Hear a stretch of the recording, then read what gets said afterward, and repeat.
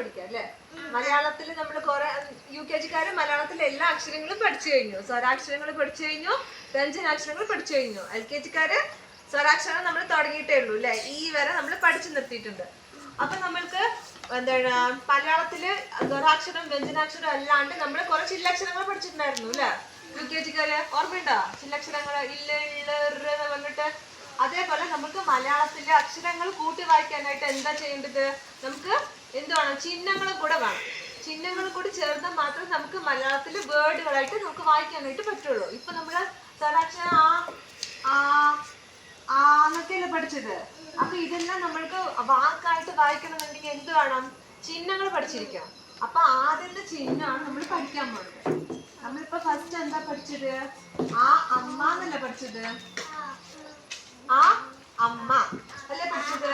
അപ്പൊ നമ്മൾക്ക് വേറെ അക്ഷരങ്ങൾക്ക് ആര് നമ്മൾക്ക് ആന്നാക്കണമെങ്കിൽ നമ്മൾ എന്താ ചെയ്യാ? ആന്ന് എഴുതണം അല്ലേ. അപ്പൊ നമുക്ക് വേറെ അക്ഷരങ്ങൾക്ക് കാ മാ രാ താ എന്നൊക്കെ ആണെങ്കിൽ എന്ത് വേണം? അതിന് നമുക്കൊരു ചിഹ്നം ഇട്ട് കൊടുക്കണം. നമുക്ക് ഇതിന് ആർക്ക് ചിഹ്നം ഇട്ട് കൊടുക്കാൻ പറ്റാത്തതുകൊണ്ടാണ് നമ്മൾ ആന്ന് എഴുതുന്നത് അല്ലേ. അപ്പൊ നമുക്ക് കുറെ അക്ഷരങ്ങൾ വരും. ഇപ്പൊ കാന്ന് വന്നു, വാന്ന് വന്നു, രാന്ന് വന്നു. അപ്പൊ നമുക്ക് ഇതിനൊക്കെ നീട്ടി പറയണമെങ്കിൽ എന്താ ചെയ്യേണ്ടത്? നമുക്ക് ഒരു ചിഹ്നം ഇട്ട് കൊടുക്കണം. അപ്പൊ ചിഹ്നം ഇട്ട് കൊടുക്ക. ഇതാണ് ദീർഘം, ഇതാണ് ദീർഘം, ദീർഘം. അപ്പൊ ഇതിട്ടാൽ മാത്രമേ നമുക്ക് എന്ത് വായിക്കാൻ പറ്റുള്ളൂ? ഈ കാലം നമ്മൾ എന്താ വായിക്കുക? ദീർഘം ഇട്ട് കഴിഞ്ഞാൽ കാ വായിക്കാൻ പറ്റുള്ളൂ. അതേപോലെ വായ്ക്ക് ദീർഘം ഇട്ട് എടുത്ത് എന്താ വായിക്കുക? അതേപോലെ രായ്ക്ക് ദീർഘം ഇട്ട് എടുത്ത് എന്താ വായിക്കുക? രാ. അപ്പൊ ഇനി നമ്മള് ദീർഘം ഇട്ടിട്ട് നമുക്ക് വാക്കുകളാണ് നമ്മൾ പഠിക്കാൻ പോണത്. നേരത്തെ നമ്മൾ എന്താ പഠിച്ചത്? ഇപ്പൊ മാന്നെഴുതി ലാന്നെഴുതി അല്ലെ. ഇപ്പൊ ദീർഘം ഇട്ടിട്ടുണ്ടോ? ഇല്ലല്ലോ. അപ്പൊ മാ ല മല, മാ ല മല. ഇപ്പൊ മായ്ക്ക് നമുക്ക് ദീർഘം ഇട്ടെടുത്താലോ? ദീർഘം ഇട്ടെടുത്തിട്ട് ലാന്നിട്ട് എന്താ വായിക്കുക? മായ്ക്ക് മാ ല മാല. അക്ഷരങ്ങളുടെ വ്യത്യാസമുണ്ട്. ഇത് മല. മല എന്ന് പറഞ്ഞ എന്താണ്? കണ്ടിട്ടില്ല നിങ്ങൾ മല? മല കണ്ടിട്ടില്ല എല്ലാവരും? മല. മല കണ്ടിട്ടില്ലേ? അപ്പൊ ഇതാണ് മല. അപ്പൊ മായ്ക്ക് ദീർഘം ഇട്ടെടുത്തപ്പോ എന്തായി? വാക്ക് മാറിയില്ലേ? മല പോയിട്ട് മാലയായില്ലേ. മാല എന്ന് പറഞ്ഞ എന്താണ്? നമ്മള് കഴുത്തിലിടണല്ലേ, അതാണ് മാല. മല എന്ന് പറയുന്നത് എന്താണ്?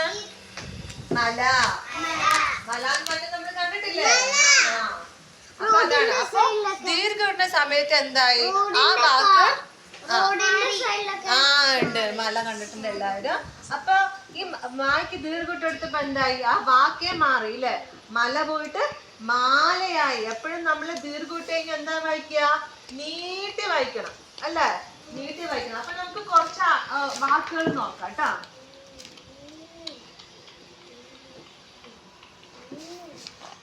കുറച്ച് വാക്കുകൾ ഇട്ടേരാ ടീച്ചറ്. ഇപ്പൊ ഇതെന്താണ്? ഇത് എന്തായി? കട. ഈ കടനെ നമുക്ക് വേറെ ഒന്ന് വായിച്ചാലോ? കായ്ക്ക് ദീർഘം ഇട്ട് കൊടുത്തു, എന്നിട്ട് ഡാ ഇട്ടപ്പോ എന്തായി?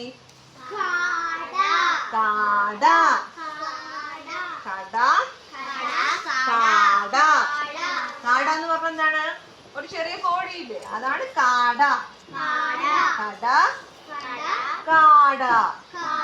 ഇതാണ് ദീർഘം ട്ടോ. എല്ലാവരും ഓർത്ത് വെക്കുക. ഇതാണ് ദീർഘം. ഓരോ അക്ഷരങ്ങൾക്ക് ദീർഘം ഇട്ട് കഴിഞ്ഞാൽ അത് നമ്മൾ എന്ത് വായിക്കും? നീട്ടി വായിക്കണം. അടുത്തത്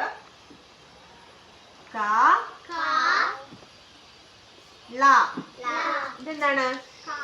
കള.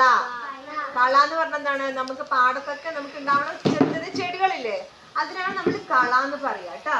ഇപ്പൊ നമ്മള് കായ്ക്ക് ദീർഘം ഇട്ട് കൊടുത്തിട്ട് ലാ ഇട്ടാലോ എന്തായി? ഇപ്പൊ എന്തായി? വായിക്ക. കാള. ഇത് കള, കാള. നമുക്ക് വേർഡ് തരുന്ന സമയത്ത് അതിൽ ദീർഘം ഇട്ടിട്ടുണ്ടോ ദീർഘം ഇട്ടിട്ടില്ലയോ എന്ന് നോക്കണം. എന്നിട്ടാണ് നമുക്ക് വായിക്കാൻ. എന്നാലേ വായിക്കാൻ വേണ്ടിട്ട് നമുക്ക് പറ്റുള്ളൂ. ഇപ്പൊ ഇതില് കളക്ക് ദീർഘം ഇട്ടിട്ടുണ്ടോ? ഇല്ല. അപ്പൊ പിന്നെന്താ വായിക്ക? കള. അപ്പൊ ദീർഘം ഇട്ടപ്പോ എന്തായി? നമ്മൾ അത് കാള. കാള കണ്ടിട്ടില്ലേ? കാള. കാള കണ്ടിട്ടില്ലേ? എവിടെ കാള? കൊമ്പുണ്ട്. അതാണ് കാള. കണ്ടില്ല എല്ലാവരും? കാള. കള പോയി കാളയായി.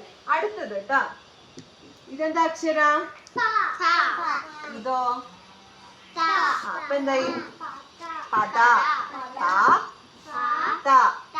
പദ. ഇപ്പൊ നമുക്ക് പായ്ക്ക് ദീർഘിട്ട് കൊടുക്കാം. പായ്ക്ക് ദീർഘിട്ട് കൊടുത്തിട്ട് തായിട്ടപ്പോ എന്തായി? പാതാന്നായില്ലേ?